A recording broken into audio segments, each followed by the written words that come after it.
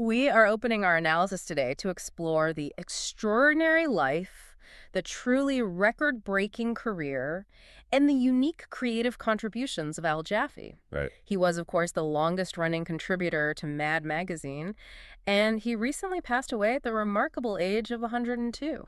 You know, his tenure in the industry is it's nothing short of legendary. It really is. We are talking about a professional career that spanned an astonishing 73 years and 3 months, 73 years. which earned him the Guinness World Record for the longest career as a comic artist, a feat that began all the way back in 1942. Incredible.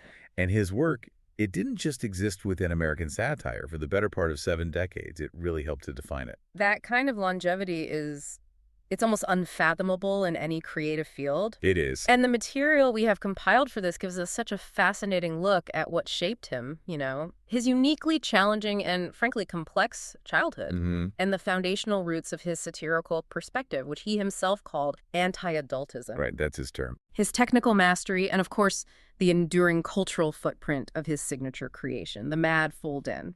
And so our goal today is to really go beyond the trivia and try to understand the forces that molded this man. How did a life that was characterized by such profound contradiction and upheaval, how did that fuel a career dedicated to exposing absurdity? And how did he maintain that sharp creative edge and that technical precision well into his late 90s? The story of Al Jaffee is ultimately one of intense resilience. It's about survival and a near-perfect ability to translate chaos into comedy. Okay, let's unpack this remarkable story because the origins of his worldview, the foundation for his lifelong skepticism, are tied to a biographical period that is far darker and more precarious than I think most Mad readers would ever suspect. Oh, absolutely. We have to start there with the first profound contradiction in his life. Absolutely. So Abraham Jaffee was born in Savannah, Georgia in 1921. He was the eldest of 4 sons. And his parents, Mildred and Morris Jaffee, were Jewish immigrants from Zarsai, Lithuania. They had come to America seeking a new life, but his mother, Mildred, she held on to a very deep traditional piety that really clashed with their new secular environment. And this cultural conflict, this is what led to an incredibly unstable childhood for him, right? It was marked by what the sources call reverse immigration. That's the term, yeah. He spent his most formative years being shuttled back and forth across the Atlantic. That's exactly right. The instability began in 1927. Mildred, who is described as you said, devoutly religious, we hear details like her insisting on having crucifixes removed from her hospital room before giving birth. Wow. She took the 4 sons back to Zarsai, Lithuania. She yearned for that traditional religious environment. So they went back to Europe? They did. The family returned to the U.S. after about a year, but Mildred, she was just determined to live in that traditional world, so she took the children back again to Lithuania shortly thereafter. So, for young Al Jaffee, this means he spent a crucial block of his life from roughly age 6 to 12 living in a shtetl. Yes. A small, traditional Jewish town in Eastern Europe. A world away from the burgeoning American modernity and the popular culture he was born into. It was complete cultural isolation. The shtetl life was rooted in tradition, poverty, and isolation. He was an American kid who was suddenly immersed in a different language, which was Yiddish, different customs, constant economic struggle, all while missing his father, who had to remain behind in the U.S. to work. And while this traditional world was the environment his mother wanted, his father, Morris, was consistently trying to extract his sons and bring them back to the comparative safety of the States. Morris's perseverance here it's a critical detail that carries just immense weight. It really does. He worked tirelessly to retrieve his children, ultimately succeeding in bringing the eldest 3 sons back to the United States after several more years, and he settled them in Far Rockaway, Queens. And we have to pause here to acknowledge the profound gravity of that decision and that persistence. They left Lithuania in the early to mid-1930s. Exactly. Given the timeline and the historical context, Morris's repeated efforts to retrieve his sons from Lithuania before the outbreak of World War II, a persistence that must have seemed exhausting and maybe even cruel at the time. Right. It was a decision that, in hindsight, almost certainly saved the lives of his children. Absolutely. That fact just adds this layer of survival and near-miss tragedy that sits beneath all of Jaffee's subsequent humor. So how did Jaffee, stuck in this remote language, isolated environment, How did he maintain any connection to his American birthplace? And more importantly, how did he begin to develop his unique visual storytelling capabilities? Well, this is where we see the first flicker of his future profession. In the shtetl, reading material was nearly non-existent. So Morris, understanding his son's need for entertainment and connection, made a habit of mailing comic strip clippings from American newspapers. All the way from the U.S. All the way. And these became Jaffee's most prized possessions. They were his only link to American popular culture and, really, his primary source of artistic training.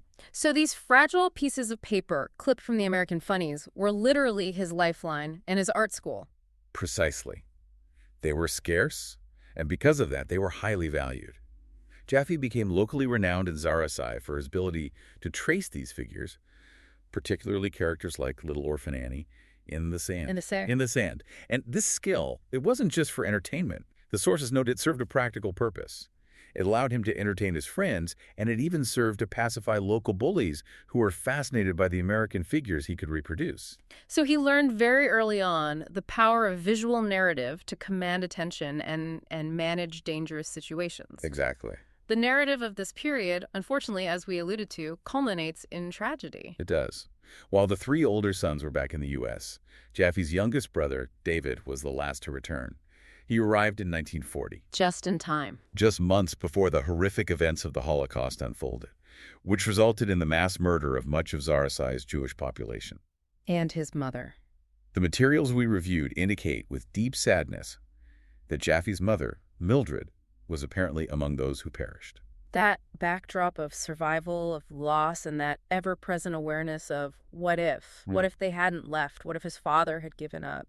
It must have deeply informed his later worldview. Oh, absolutely. So how did this tragedy and this lifetime of uprooting, how did it translate specifically into the core of his satirical mindset? Well, it transformed his comedy from just light amusement into a defense mechanism and really a form of cultural critique. Right. His friends and his wife later stated unequivocally that these experiences, the perpetual absurdity of being caught between two worlds, the repeated alienation, the ultimate loss, all of that sharpened his satirical edge.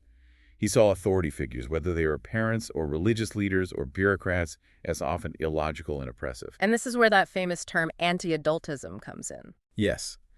Anti-adultism wasn't merely rebellion for him.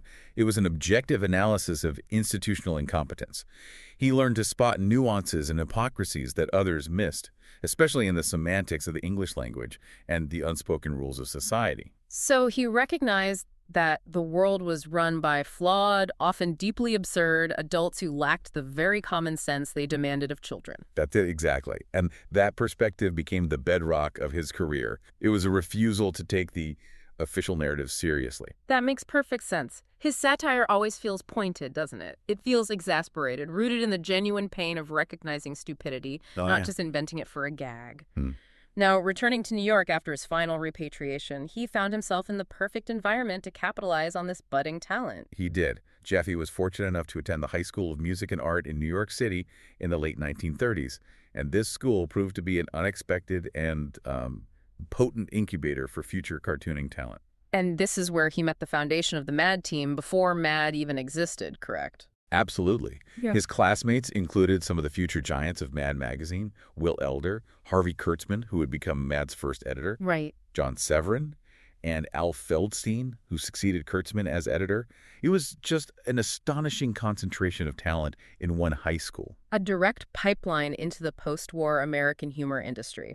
Essentially, yes. He officially started his professional career very early, then around 1942, entering the comic book industry at a time when it was just rapidly expanding during the war years. He was a working professional by 1942. His first published work appeared that December in Joker Comics. And crucially, he was a steady contributor to what were then Timely Comics and Atlas Comics. And for those who might not know, those companies are recognized today as the predecessors of the modern Marvel Comics empire. Exactly. That detail is often forgotten. A mad cornerstone drawing for the company that would become Marvel. So what kind of material was he producing for them back then? He was focused on humor features. He collaborated with another future Mad cartoonist, Dave Berg, on titles like Inferior Man. Jaffee also personally created the combined series Ziggy Pig and Silly Seal. And there's another piece of history there, isn't there? Stan Lee is involved? Yes. Stan Lee, who's the editor-in-chief at the time, is credited with personally naming Ziggy Pig. It shows that Jaffee wasn't starting out as a satirist. He was learning the mechanics of mainstream, marketable, character-driven humor first. Precisely. Jaffee recalled that Stan Lee asked him for an animated-type character. Jaffee developed Silly Seal first, as the lead, and then he added Ziggy Pig later, combining them into a duo. This early work was pure cartooning, relying on visual slapstick and established character tropes. Now, this early professional phase also contained a crucial moment of self-discovery for him, which broadened his career scope. He initially saw himself as strictly an artist. He genuinely did. He was focused solely on the drawing, the line work. However, when he presented his portfolio to editors and art directors, the very people who hired the writers, they would review his work, start laughing at the concepts he had drawn, and invariably ask the same question: who wrote the gag? And his answer surprised everyone. It did. Jaffee, a little confused by the question, would just reply, "I did, sir." And they then informed him, in no uncertain terms, that he was a writer too. So he was the conceptual engine behind the visual humor. He was. This is a pivotal realization for him. It meant he wasn't just rendering someone else's idea. He was generating the fundamental satirical concept, drawing on that critical, anti-adult observation he'd honed in his childhood. And he was happy to take on the dual role. Oh, yeah. He said he happily accepted the dual title because, as he put it, he wasn't going to argue with someone who was offering him more work. His career progression was then interrupted by service during World War II. Yes. He served in the U.S. Army during the Second World War, and his artistic skills were utilized by the military. The projects he worked on were varied. I read about one particularly surprising commission. Right. He drew the original architectural floor plan for the Rusk Institute of Rehabilitation Medicine. That's amazing. It demonstrates his command of precise technical drawing, even in a military context. And it was during his service that he formalized his name change, moving away from Abraham. He used the free name change service provided by the Army. He initially made an error, changing his birth name, Abraham Jaffee, to Alvin Jaffee, spelling it with one F. He then corrected the error, permanently changing it to Alan Jaffee, and this is the professional name he used for the rest of his life, often just shortened to Al. And after the war. He returned to civilian life in 1946, went back to work briefly for Stan Lee, where he edited humor in teenage comics, specifically the popular Patsy Walker line. Before he settled into his monumental role at Mad, he also spent 6 years in the challenging world of newspaper syndication. And this phase perfectly illustrates his theme of competence being punished by absurd authority. It's the perfect microcosm of his entire worldview. It really is. From 1957 to 1963, Jaffee drew and wrote the daily elongated panel strip called Tall Tales for the New York Herald Tribune, which was syndicated to over 100 papers. That's a significant run. And the content itself was tailored to be broadly accessible, right? It was. Jaffee used a pantomime format, so visual gags with no dialogue, which he knew was essential for capturing international markets. He explicitly noted that this silent visual storytelling was the key to selling the strip abroad. But the authority figure, the syndicate head, had other ideas about how to improve sales. The head of the syndicate, whom Jaffee famously and very bluntly labeled a certifiable idiot. He insisted, against all evidence, that the strip needed words to sell better. Unbelievable. Jaffee tried to explain that the lack of dialogue was the reason for its international success, but the syndicate head was just adamant. Jaffee was forced to incorporate dialogue into the strip. And what was the immediate result of this managerial interference? It was instantaneous and catastrophic. They immediately lost 28 foreign papers. Just like that. The moment the strip included English text, it became useless in non-English speaking markets. Jaffee watched his global market just erode overnight because an authority figure with no actual understanding of the product's mechanics insisted on making an illogical change. It confirmed everything he believed about anti-adultism. Completely. That anecdote is such a perfect setup for his return to Mad, a place where anarchy and anti-adultism were the very ethos. His relationship with Mad wasn't entirely smooth at first, though. No, it was intermittent. He first joined Mad in 1955, just after it transitioned from the standard comic book format to a black and white magazine. But when the founding editor, Harvey Kurtzman, left Mad in a bitter dispute, Jaffee, feeling loyalty to Kurtzman, left too. He joined him at his short-lived, less successful ventures, Trump and Humbug. So it sounds like he put his trust in the creator and then suffered the commercial consequences? He did. Both Trump and Humbug folded very quickly. When Humbug ceased publication in 1958, Jaffee had a pile of unpublished material and, he needed a job, so he made the walk back to the Mad offices. How was he received by the publisher, Bill Gaines, after having left the magazine to follow Kurtzman? Well, Gaines handled the rehiring process personally and in a very methodical, very Gaines-esque fashion. I can imagine. Jaffee remembers Gaines pulling out every single issue of the defunct Trump and Humbug, laying them out on his desk. Gaines sat Jaffee down and meticulously went over each page, pointing and asking, "Which is yours? Which is yours?" So he was verifying the work. As soon as Gaines had verified the quantity and the quality of Jaffee's contributions to the rival publications, he immediately rehired him. It was a recognition of pure talent over any past loyalties. And Jaffee settled back into a prolific groove, which led, 6 years later, to the creation of the feature that would define his entire professional legacy, the fold-in. The fold-in debuted in issue number 86 in April 1964. And what's fascinating is that Jaffee never intended it to be permanent. Right. He conceived it as a satirical one-shot, a cheap gag, mocking the high-status triple fold-out spreads you'd find in those aspirational glossy magazines of the era. Like Playboy or National Geographic. Exactly. Playboy, National Geographic, Life, the magazines that embodied adult success. So he was taking a format meant to deliver beautiful photography or these sweeping landscape vistas and just subverting it for a juvenile physical punchline. That's it. He wanted to take the grandest, most expensive layout in magazines and turn it into a silly gag that required the reader to physically deface the publication. And the famous acceptance story hinges on Jaffee predicting the exact corporate anxiety that the editor, Al Feldstein, would raise. It truly does. Jaffee presented the idea to Feldstein, but started with the disclaimer that Feldstein wouldn't buy it because, Jaffee stated, it mutilates the magazine. And what did Feldstein say? Feldstein, however, was immediately intrigued by the sheer mechanical novelty of it. He physically folded and unfolded the prototype multiple times before taking it straight to the publisher, Bill Gaines. And Games's response perfectly encapsulates the subversive, almost anarchist spirit of Mad Magazine. It's the perfect quote. When Feldstein presented the problem, that the fold-in required the reader to ruin the magazine, Gaines's iconic response was, so they mutilate the magazine, and then they'll buy another one to save. Of course. That statement, recognizing the participatory nature of the destruction and the potential for repeat sales, that solidified the fold-in's place as a permanent feature. Let's talk about the evolution of it, because the first few fold-ins were foundational in establishing the tone. The very first one satirized the celebrity gossip of the era. It focused on Elizabeth Taylor, who had recently left Eddie Fisher for Richard Burton. The initial image showed Taylor kissing Burton, with Fisher being trampled. When you folded it, Taylor had already moved on and was kissing the next person in the trampling crowd. Dual but effective. Jaffee himself later called that early effort simplistic.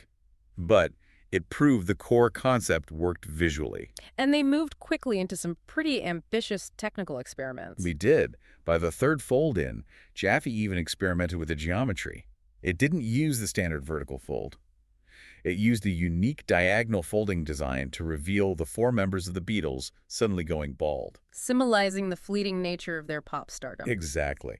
This experimentation showed that Jaffee was immediately interested in pushing the limits of the physical medium. And he also pinpointed a fold-in featuring Richard Nixon as the moment the feature matured, demanding a higher level of intellectual engagement. The Nixon fold-in required a specific cleverness.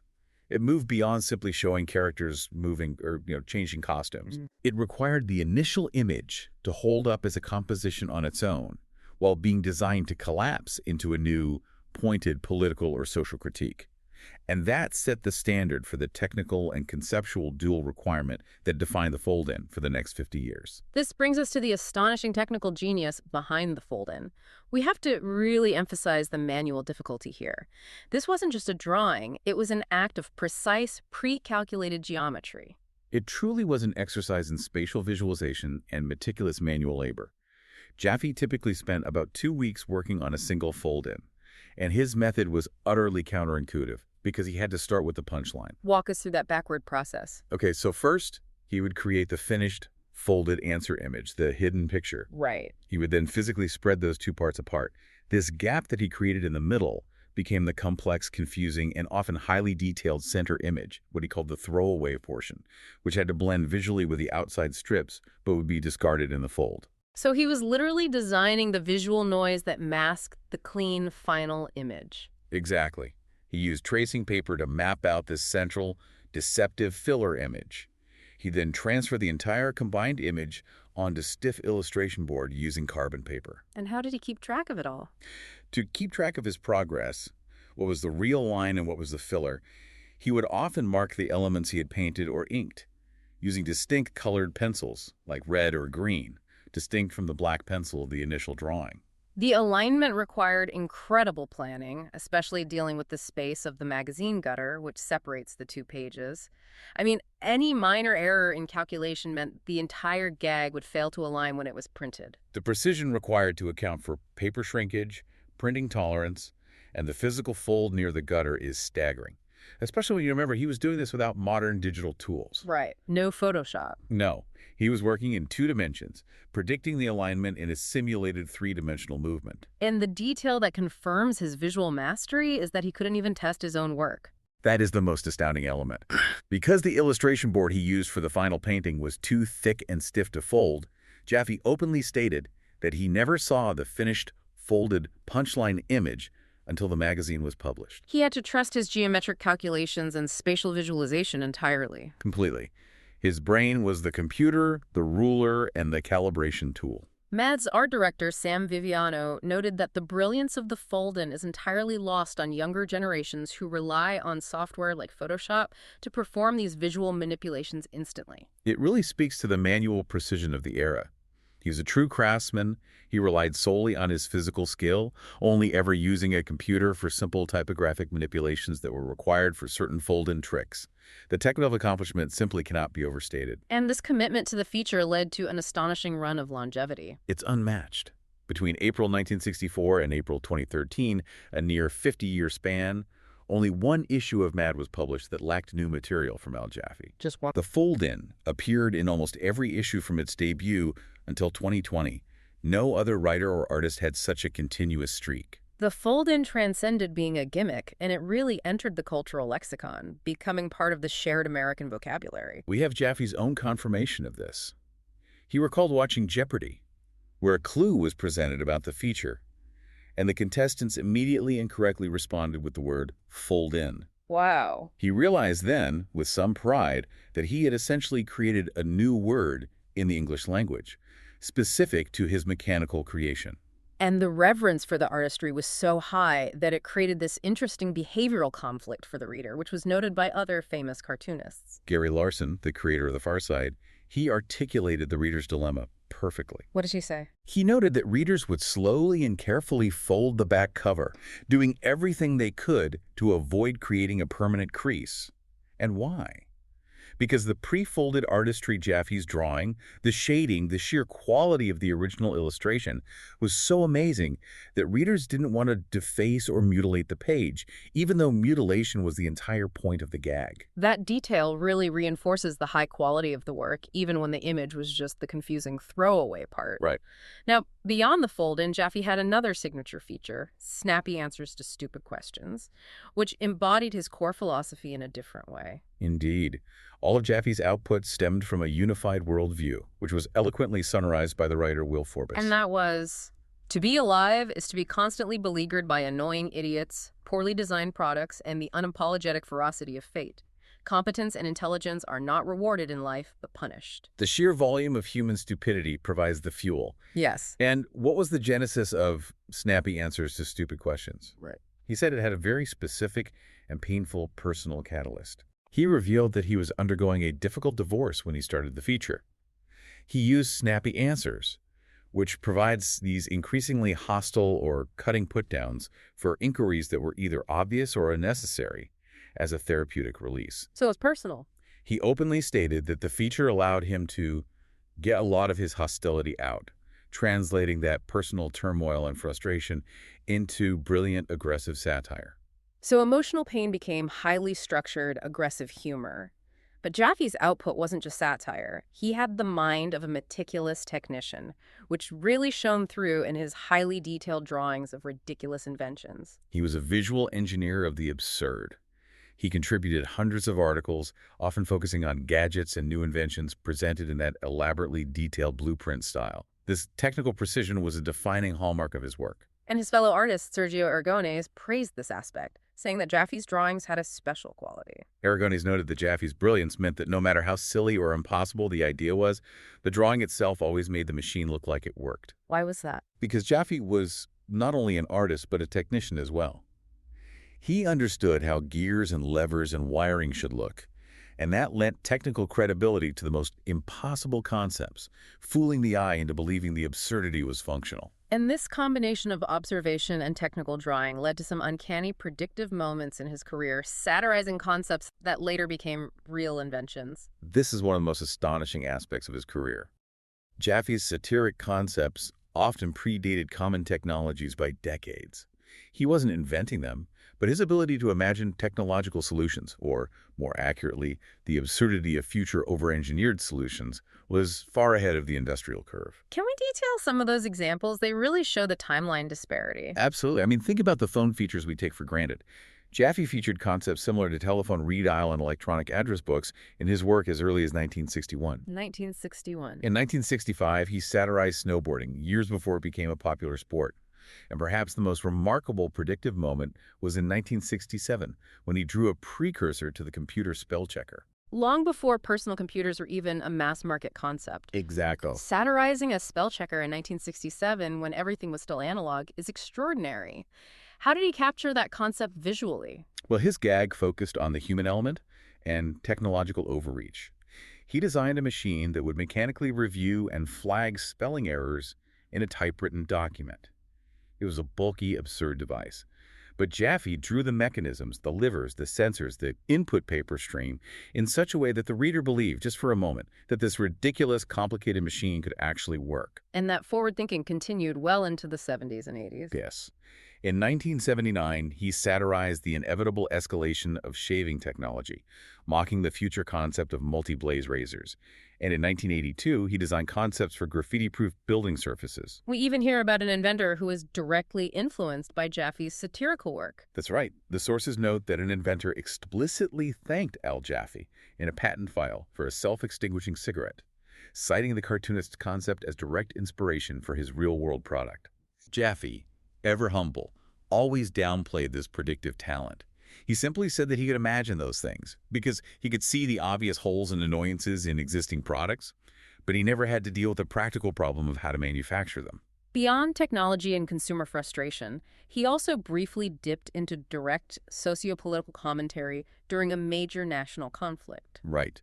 During the height of the Vietnam War era, Jaffee created a gag cartoon called Hawks and Doves. Okay. This strip featured Major Hawks, who was the archetypal, rigid military officer, constantly antagonized and thwarted by Private Doves, the easygoing counterculture soldier. And what was the dynamic? Doves would find clever, subtle, and surreptitious ways to create peace signs in laundry piles, in the alignment of military vehicles, or in camouflage patterns, frustrating his superior officer to no end. It seems Jaffee just had this unique ability to take any subject matter, from political polarization to razor technology, and distill the inherent absurdity within its structure. He really did. This prolific career eventually culminated in his official recognition as a world record holder. It was a record based on pure, sustained professional output. On March 30, 2016, Al Jaffee officially secured the Guinness World Record for the longest career as a comics artist, clocked at 73 years, 3 months. And that span began with his first published work in Joker Comics in December 1942 and ran through the spring of 2016. That's right. And the recognition, particularly in the later stage of his career, poured in from every corner of the creative industry. He was widely celebrated and honored by his peers. He won the industry's highest honor, the Reuben Award for Cartoonist of the Year, in 2008. He was inducted into the Will Eisner Hall of Fame in 2013 and the prestigious Society of Illustrators Hall of Fame in 2014. And he also accumulated multiple National Cartoonist Society awards throughout the 1970s. Correct. What did his contemporaries say about his unique skill set? The consensus was that his range was just exceptional. Charles M. Schulz, the creator of Peanuts, offered very succinct praise. He stated that Al can cartoon anything. I agree. And Arnold Roth, another esteemed peer, called him simply one of the great cartoonists of our time. That ability to master both the conceptual gag and the technical execution was seen as just unparalleled. His influence didn't stop with his immediate peers either. It extended across generations, inspiring contemporary satirists, even those working in television. Absolutely. His work directly inspired the aesthetics and concepts in the video for Beck's song Girl. And, more importantly, the television satire community held him in immense regard.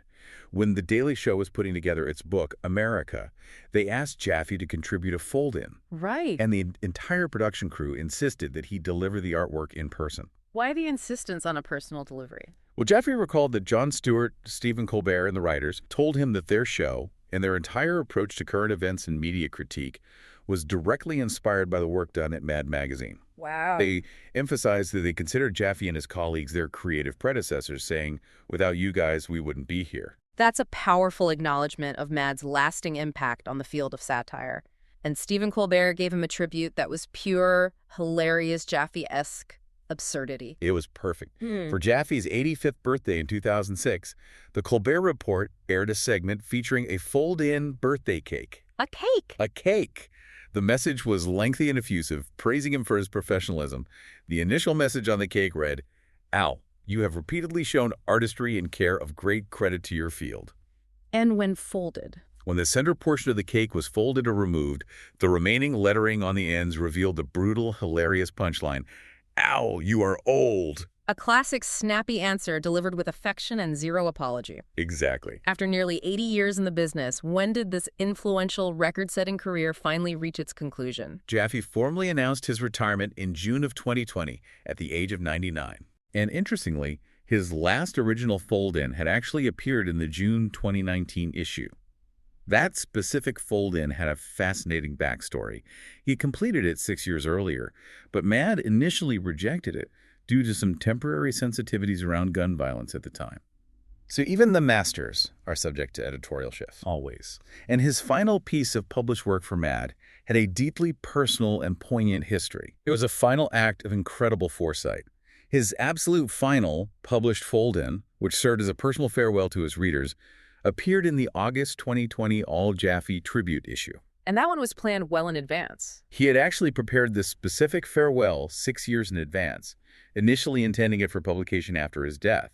Instead, he allowed it to be published after he announced his retirement, concluding his monumental career with a pre-written, technically perfect final curtain call. He also took steps to ensure that his legacy and his specific methodology were protected for future researchers. In 2013, Jaffee donated the vast majority of his archives, the original physical art, sketches, and research materials, to Columbia University.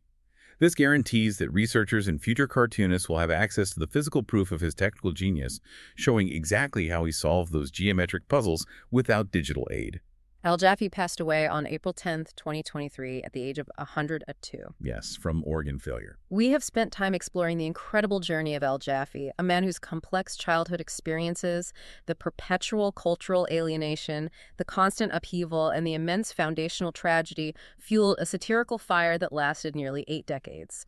We have detailed his military service, his foundational work in comic precursors to Marvel, and most crucially, his monumental record-setting tenure at Mad Magazine, defined by the unique, technically demanding fold-in. He was a master synthesist, An accidental writer, an inventor of comedic concepts, and a tireless chronicler of the relentless absurdity of modern life. and Jaffee truly embodied the necessary spirit of reinvention. He was someone who openly spoke about the dark days in his life, but maintained the core belief that you have to reinvent yourself. You get knocked down and you pick up yourself and you move on. His creativity was a direct response to adversity. So we'll leave you with this thought, drawing on Jaffee's resilient philosophy. Considering his sentiment that you must reinvent yourself when knocked down, what unexpected limitations or constraints in your own professional or personal life might actually be sharpening your creative edge? Thanks for listening.